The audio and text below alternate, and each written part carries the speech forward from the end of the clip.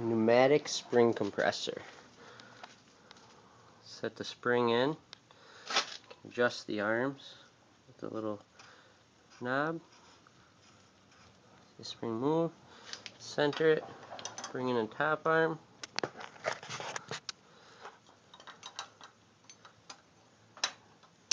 The other top arm.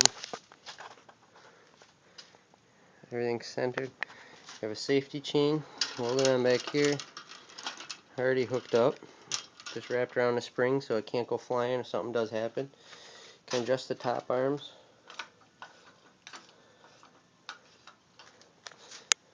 Get the valve over here to go up.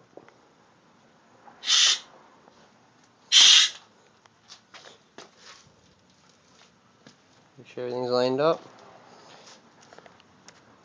Pull the valve.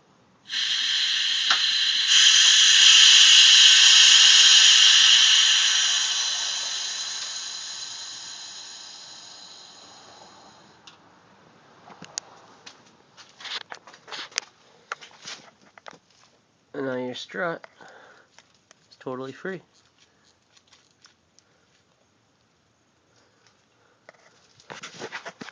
Put it back. Slowly